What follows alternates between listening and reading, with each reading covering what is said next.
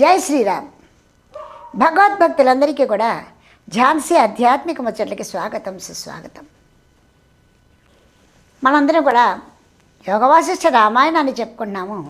అందులో భాగంగా వశిష్ఠ మహర్షి రామచంద్రమూర్తికి సురగుడు, పరుగుడు అనేటువంటి ఇద్దరి మిత్రుల యొక్క సంభాషణ చెప్పాలి అనుకున్నారు. కిందటి సంచికలో ఉద్దాలకుని యొక్క కథ కూడా చెప్పారు ఆయన. తెల్లవారింది, అందరూ కూడా చక్కగా ఆస్థానానికి వచ్చారు. అందరూ కూడా ఆశీనులై ఉన్నారు. ఆ సమయంలో వశిష్ఠ మహర్షి, రామా, నిన్నటి వరకు నేను చెప్పినవన్నీ కూడా నీవు మననం చేసుకున్నావు కదా, వాటి యొక్క సారాంశాన్ని నీవు గ్రహించావు కదా. పెరుగుని చిలికి వెన్న తీసి పెట్టినంత సులువుగా నీకు చెప్తున్నాను. వాటిని నీవు ఆస్వాదించినప్పుడే నీకు ఈ జ్ఞానం అబ్బుతుంది అని చెప్పి ఇప్పుడు నీకు సురగుడు, పరిగుడు అనేటువంటి ఇద్దరి మిత్రుల యొక్క సంభాషణ చెప్తాను, విను. వాసనాక్షయం అవటానికి అది ఎంతో ఉపయోగపడుతుంది అని చెబుతూనే, పూర్వం హిమాలయ పర్వత శిఖరంలో కైలాసవన ప్రదేశం ఒకటి ఉంది. అక్కడ ఉన్నటువంటి హేమజట్టులు అనేటువంటి కిరాతలందరూ కలిపి సురగుడు అనేటువంటి ఒక బుద్ధిమంతుడు, బలపరాక్రమశాలి, శౌర్యవంతుడు, గుణవంతుడు అయినటువంటి ఆ కుర్రవాణ్ణి రాజుగా ఎన్నుకున్నారు. ఆ రాజు వీళ్ళందరూ ఎన్నుకున్నట్టుగానే రాజుగాడ ఆ పిల్లవాడు కూడా చాలా బుద్ధిమంతుడు. చాలా ఏండ్ల పాటు చక్కగా రాజ్యాన్ని చేశాడు. సంవత్సరాలు గడిచిపోతున్నాయి. ఇంతకుముందు బలిచక్రవర్తి, ప్రహ్లాదుడు, విరోచనుడు, ఈ విధంగా గాలి వీళ్ళందరూ ఏ విధంగా ఆలోచించారో ఇతను కూడా అదే విధంగా ఆలోచించాడు. ఏమిటి, సంవత్సరాలు దొర్లిపోయాయి, నేను పొందినది ఏమిటి, పొందలేనిది ఏమిటి? నేనేమన్నా శాశ్వతమైన ఆనందాన్ని పొందానా? నిన్న ఏ ఆనందాన్ని పొందానో ఈరోజు అదే, నేను ఏ దుఃఖాన్ని పొందానో అది కూడా ఈరోజు పొందుతున్నాను. కానీ ఇందులో శాశ్వతత్వం నాకు కనిపించట్లేదు. అంతేనా? నేను రాజునై ఉండి నేను అందరికీ న్యాయమే చేస్తున్నానా? తెల్లవారితే నాకు వధ, బంధుబలగం. కిరాతుని కాబట్టి ఒక పక్క వేట, సంసారిని కాబట్టి బంధువులు, అంతేకాకుండా రాజుని కాబట్టి అపరాధులు, నిరపరాధులు, విచారణలు, శిక్షలు. ఈ విధంగా నేను సమన్యాయంతో పరిపాలన చేస్తున్నానా అనేటువంటి ఆలోచన వచ్చిందండి. ఎంత గొప్ప ఆలోచన అండి! ఎందుకు వచ్చిందంటే ఆయనకి సంసారం సరే, ఆయన అక్కడ ఉంటాడు, ఆనందం అనిపిస్తున్నాడు, కష్టం సుఖం పంచుకుంటున్నాడు, అయిపోతుంది. అది కూడా బంధమే అని అర్థమవుతోంది. బయటికి రాలేకపోతున్నాడు. నిగ్రహాల నుంచి ఎలా తప్పించుకోవాలని తప్పిస్తున్నాడు. అయితే ఇక్కడ రెండవది వధ, దండన. అనేక మంది అపరాధులు వస్తున్నారు. నిజానికి వాళ్ళు అపరాధులా, శిక్షార్హులా అనేటువంటి ఆలోచన నాకు తెలియటం లేదు. న్యాయ నిర్ణయాధికారులు వారిని విచారించి వీరు దోషులు అని చెబితే వారిని శిక్షిస్తున్నాను, వీళ్ళు నిర్దోషులు అంటే వాళ్ళని రక్షిస్తున్నాను. నేను న్యాయంగానే చేస్తున్నానా? పాపం నేను శిక్ష వేసిన తర్వాత భవిష్యత్తులో వారు ఏ విధంగా బతుకుతున్నారు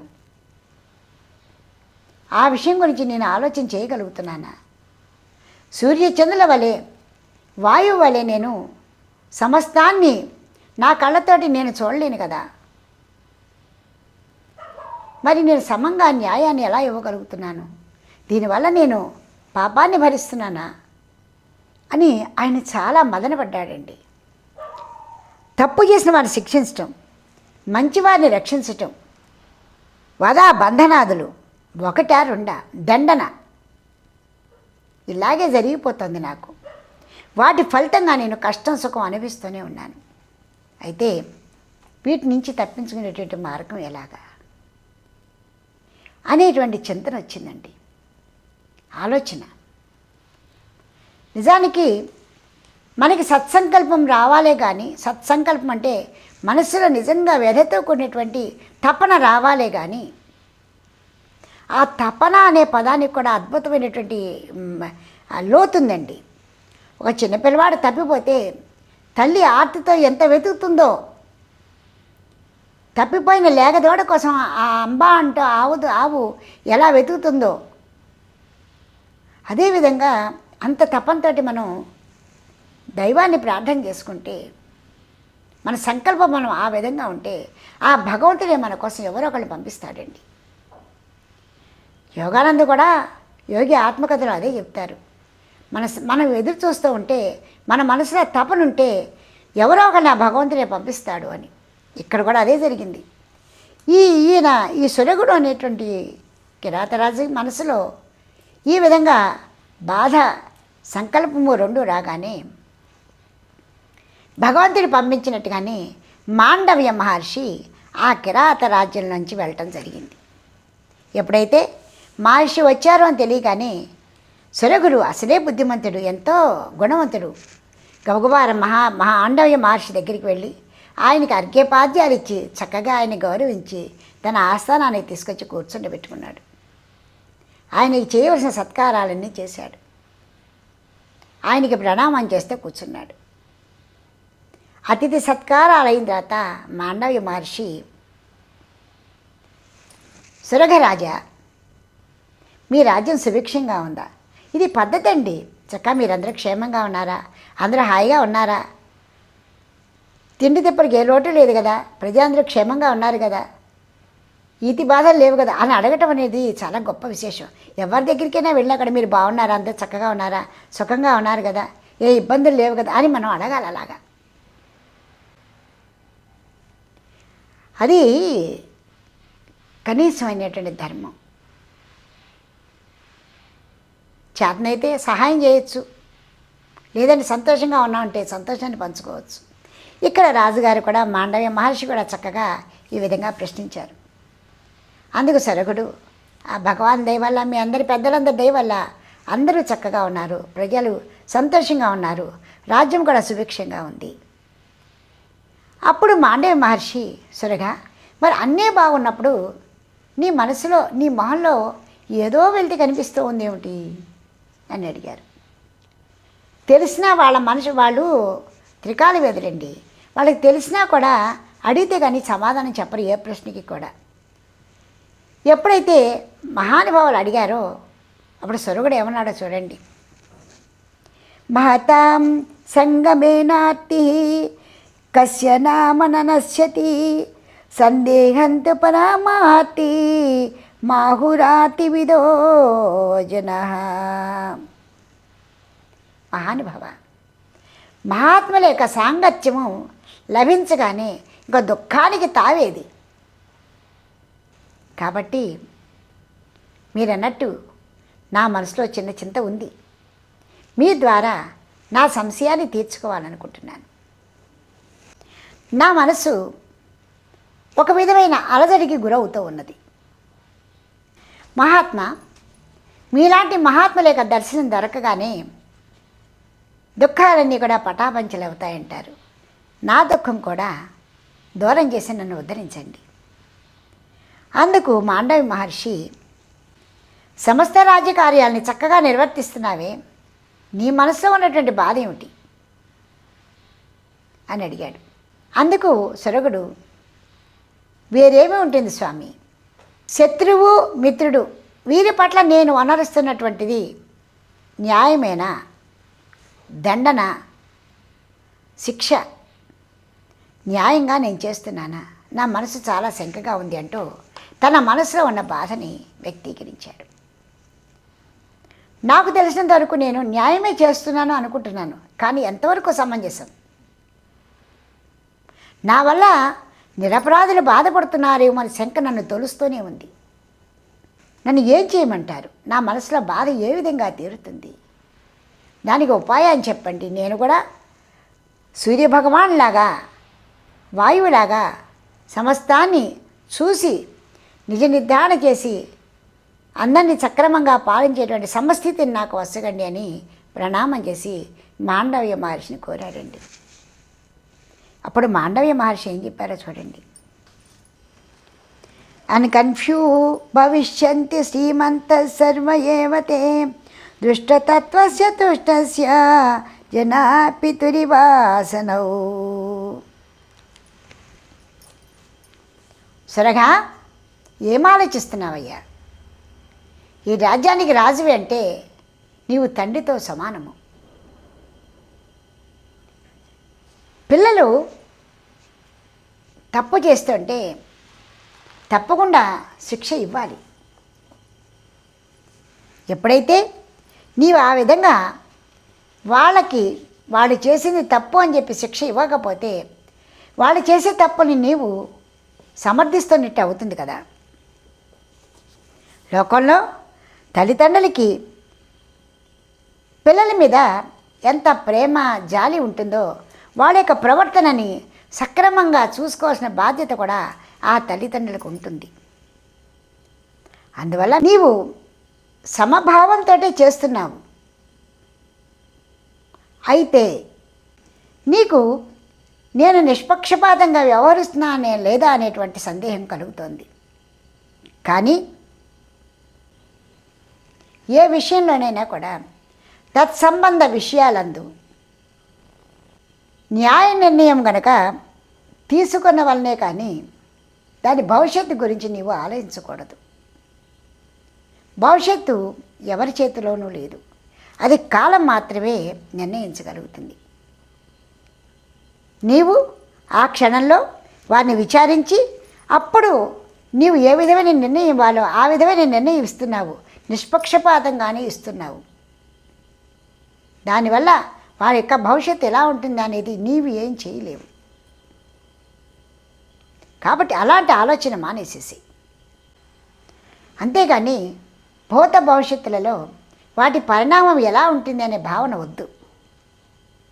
అందరి పట్ల కూడా నిష్పక్షపాతంగా ఉండు, సమబుద్ధితో ఉండు. నీ మనసులో ఎలాంటి వివక్షత ఉండకూడదు. అప్పుడే నీ మనసు ప్రశాంతంగా ఉంటుంది. కనుక సురగా, వివేకం అనేటువంటి దీపాన్ని వెలిగించి ఆత్మజ్ఞానం వైపు వెళ్ళు. నీ మనసుకే సమస్తము తెలుస్తుంది అంటూ ఆయన చక్కగా ఉపదేశం ఇచ్చి ఆయన దారిని ఆయన వెళ్ళిపోయారు. మహర్షి యొక్క ఉపదేశానుసారం తాను చేసే పని యథాలాపంగా చేస్తూ దాని గురించి చింతనలు మానేసి ప్రశాంతంగా ఆత్మజ్ఞానం వైపు వెళ్ళటం మొదలుపెట్టారు. నాయనారామ, విశ్వామిత్రుడు కూడా తన యొక్క పురుష ప్రయత్నం చేతే బ్రహ్మత్వాన్ని పొందాడు. సురగుడు కూడా తనను తాను పర్యావలోకనం చేసుకుంటూ ఆత్మజ్ఞానం వైపు వెళ్ళిపోయాడు. ఏ బంధాలని యథాలాపంగా తనకు సంక్రమించిన కార్యక్రమాలని చేస్తూ స్వశక్తి చేతనే ఏది శాశ్వతమో ఏది అశాశ్వతమో, ఏది నిత్యమో ఏది అనిత్యమో అనేటువంటి విషయాన్ని గుర్తెరిగి దుఃఖరహితుడై ఆనంద స్థితినే పొందాడు. ఈ విధంగా చూస్తున్నప్పుడు రామచంద్రమూర్తి ఒక మాట అడిగారండి. ఏకరీతిగా ఆయన ఎట్లా ఉండగలిగారు? మనస్సు సమాధిని ఏ విధంగా పొందగలిగింది అని ఎప్పుడైతే ప్రయత్నించి అడిగాడో అప్పుడు వశిష్ఠ మహర్షి పరిగుడు అనేటువంటి సురుగుని యొక్క మిత్రుడి కూడా విశేషం కూడా నీకు చెప్తాను వినని చెప్పాడు. ఈ పరిగుడు అనేటువంటి వాడు పారసీక దేశాధిపతి అయినటువంటి పరిగుడు సురుగుని యొక్క మిత్రుడు. ఆయన యొక్క రాజ్యం కూడా సుభిక్షంగా ఉండేది, చాలా బాగుండేది. ఒకసారి అనుకోకుండా చాలా భయంకరమైనటువంటి అనావృష్టి వచ్చింది. అందరూ కూడా దేశం వదిలి వెళ్ళిపోతున్నారు.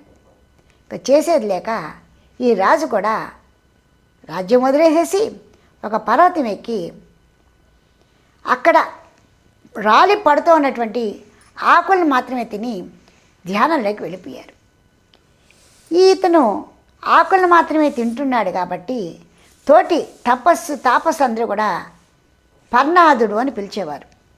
ఎందుకంటే పర్ణాలు అంటే ఆకులను తినేవాడిని పర్ణాదుడు అంటాడు. అతను ఆ విధంగా ధ్యానం చేసుకుంటూ ఆత్మజ్ఞానాన్ని పొందాడు. ఒకసారి తన మిత్రుడైన సురగిరి రాజ్యానికి వచ్చాడు. మనం కలుసుకున్నప్పుడు మన సంసార జీవితంలో ఉన్నాం కాబట్టి మనము కలుసుకుంటే ఒకళ్ళు మన పిల్లలు ఏమిటి, ఎలా ఉన్నారు ఏమిటి, అవి ఇవి ఏం చేశారు ఏమిటి అనుకుంటూ ఉంటాం.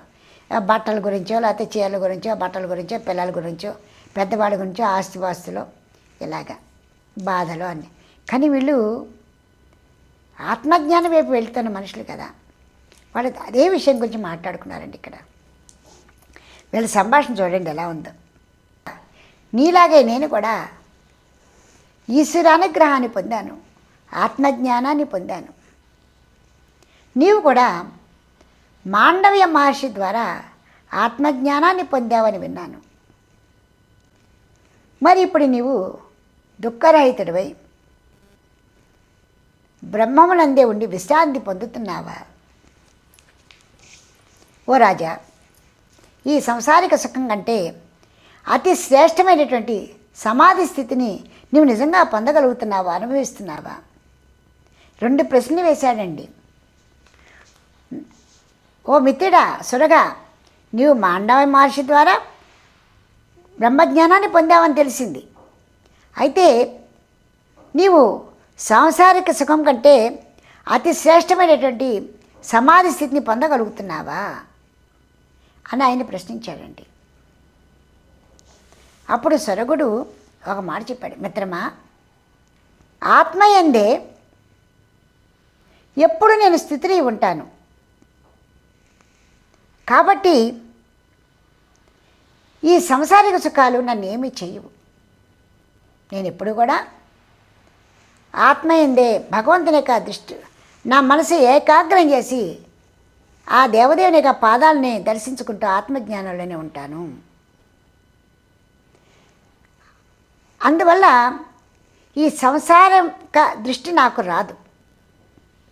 సమస్త కార్యాలు నిర్వహిస్తున్నప్పటికీ కూడా నా దృష్టి, నా ఇంద్రియాలు వాటి వైపుకి వెళ్ళటం లేదు. అవి బాహ్యంగానే చూస్తాయి కానీ అంతరంలోకి లోపలికి వెళ్ళటం లేదు. వాటి భావాలు నా మీద ప్రభావం చూపించటం లేదు. అందువలన ఏ క్రియలను ఆచరిస్తున్నా, ఏ పనులను చేస్తున్నా కూడా ఆత్మస్వరూపమే నేను సమాధి అనుకుంటున్నాను. మిత్రమా, ఆత్మయందే ఎప్పుడు స్థితి అయి ఉన్నప్పుడు ఈ సాంసారిక క్రియలు ఏమి చేస్తాయి? అవి నన్ను అంటవు. ఏ క్రియలు ఆచరించినా కూడా వాటి మీద నాకు ఎలాంటి మోహము లేదు. ఆత్మస్వరూపమే సమాధి అని నేను భావించాను. అది జ్ఞానులకు ఆత్మజ్ఞానంతో పాటు సమాధి స్థితి కూడా లభ్యమవుతుంది. సమాధి అంటే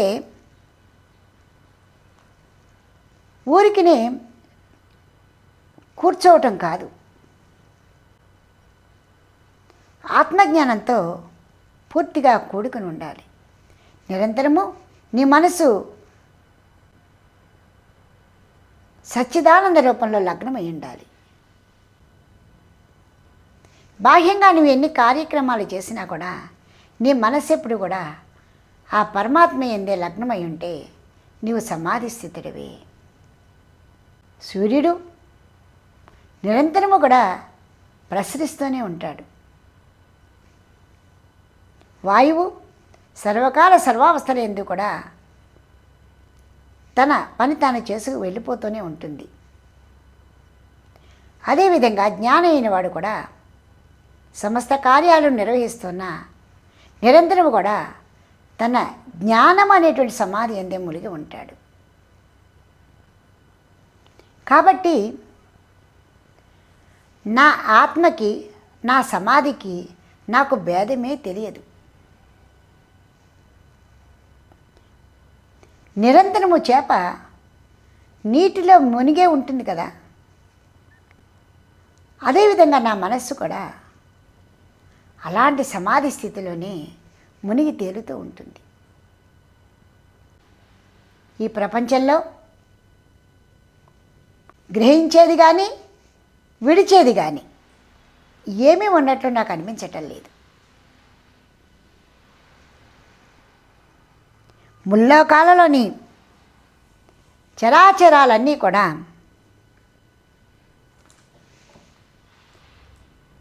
బంధు దారాపుత్రాదులతో పాటుగా అన్నీ కూడా అవాస్తవాలే.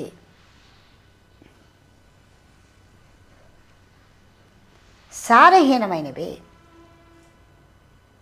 అన్నీ తాత్కాలిక బంధాలే. కాబట్టి ఈ దృశ్య ప్రపంచం అంతా కూడా శిథిలమైపోతున్నటువంటి జగమే. అది తెలిసినప్పుడు మమకారం ఎందుకు ఉంటుంది? మనసు వాసనారహితము, రాగవర్జితము, సర్వత్రా సమభావము. మనస్సు ఎందే అంటే ఆత్మ ఎందే ప్రీతి, నిరంతరము అలౌకికమైనటువంటి ఆనందము, సమాధి స్థితి. ఇది మాత్రమే కోరుకుంటోంది. అంతకన్నా సర్వోత్తమమైన విశ్రాంతి కానీ, అంతకంటే ఎక్కువగా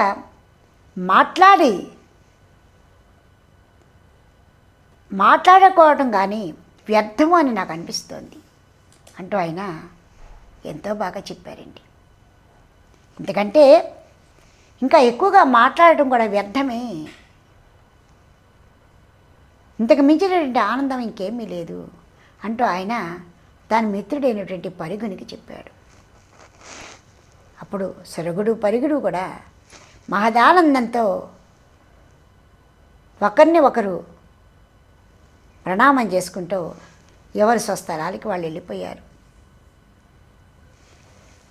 నాయనారామ, వశిష్ఠ మహర్షి చెప్తున్నాడండి, నాయనారామ, మహాజ్ఞానయుక్తమైనటువంటి జ్ఞానదాయకమైనటువంటి సురగా పరుగుల యొక్క ఆత్మజ్ఞానము, సమాధి స్థితుల గురించి నీతి బోధకమైనటువంటి చర్చ విన్నవారు ఎవరైనా కూడా ఆత్మపదాన్ని పొందుతారు.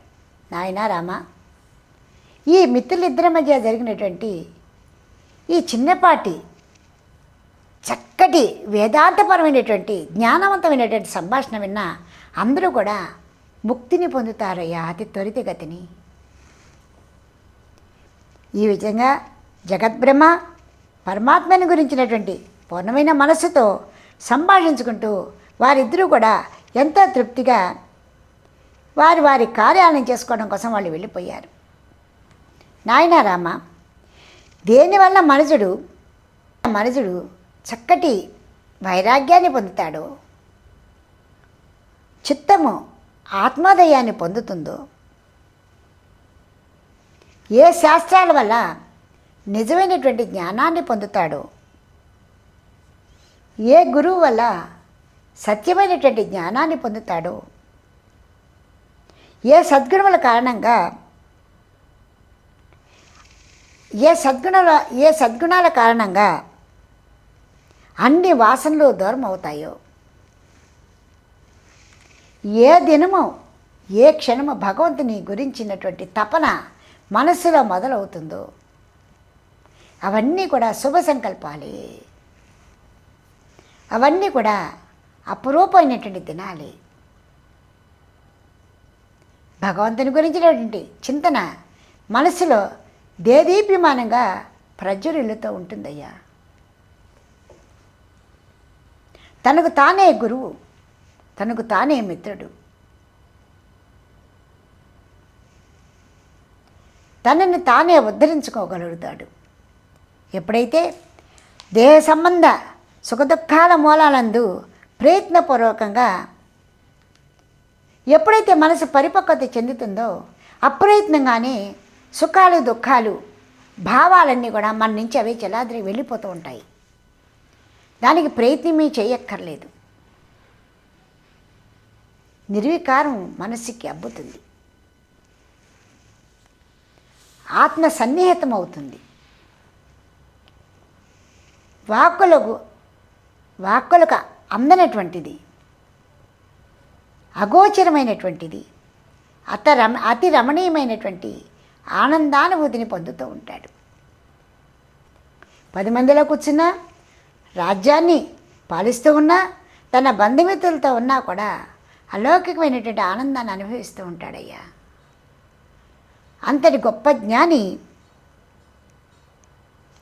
ఆ గొప్ప జ్ఞాని మనసు ఎప్పుడూ కూడా శాంతిగానే ఉంటుంది. ఎప్పుడు నిజతత్వాన్ని నీవు తెలుసుకున్న నాడే. సమస్తము కూడా అశాశ్వతమైనవి. మనకి కంటికి కనిపిస్తున్నవన్నీ కూడా దృశ్యమాన ప్రపంచం అంతా కూడా కేవలము స్వప్న దృష్టాంతాలే అన్న భావాన్ని నీవు తెలుసుకున్నాడు. మనసులో ఎలాంటి అలజడి ఉండదు. రామ, నీవు కూడా పురుష ప్రయత్నంతో చక్కగా అన్ని సమస్త దుఃఖాలకి కూడా దూరంగా ఉండు. విశ్వామిత్రుడి దగ్గర నుంచి అందరూ కూడా స్వయం కృషితో పురుష ప్రయత్నంతో తమ మనసుని గెలుచుకున్నారయ్యా అంటూ వశిష్ఠ మహర్షి ఎంతో ఆనందంగా మహదానందపడిపోతూ రామచంద్రమూర్తికి గొప్ప జ్ఞానోపదేశాన్ని చేశారండి. ఎంత వాస్తవమో తెలుసా ఇది. మనం ఉద్ధరించుకోవాల్సిందే కానీ, మన మనసులో పరిపక్వత మనం తెచ్చుకోవాల్సిందే కానీ ఎవరో 10 మంది చెబితే వచ్చేది కాదండి. ప్రయత్నం చేయగా ఆలోచిస్తుంటే మనం ఇంతకాలం గడిపాము, ఏం సాధించాం అనేటువంటిది ఒక్కసారి నేనెవరిని, ఎలా వచ్చాను, ఎలా పెడుతున్నాను, ఎక్కడికి పెడతాను, వచ్చే జన్మంటూ తప్పదు, వచ్చే జన్మైనా నాకు ఎలాంటి జన్మ వస్తుంది, నిరంతరం కూడా ఆ దేవదేవుని ఏ విధంగా ధ్యానం చేసుకోవాలి అనేటువంటిది సామీప్యం, సారూప్యం, సాయుధ్యం, సాలోక్యం. ఆ దేవదేవుని కోసమని ఈ విధంగా మనం ఎలా ఉండాలి అనేటువంటి ఆలోచన తెచ్చుకోవాలండి. చూసారా ఎంత గొప్పటి జ్ఞానవంతమైన కథలు. వచ్చే సంచికలో మళ్ళీ రామచంద్రమూర్తికి మరొక జ్ఞానవంతమైన కథ చెబుదాము అనుకుంటున్నారు. ఆ కథ ఏమిటో కూడా భాస విలాసోపాఖ్యానాన్ని వచ్చే సంచికలో మనందరం వశిష్ఠ మహర్షి ద్వారా విందాం. జై శ్రీరామ్. అందమే ఆనందం, ఆనందమే జీవిత మకరందం, అందమే ఆనందం. ఆనందమయమైనటువంటి జీవితాన్ని గడుపుదాం. జై శ్రీరామ్. మీకు ఈ వీడియో నచ్చితే లైక్ చేయండి, షేర్ చేయండి, సబ్స్క్రైబ్ చేయండి.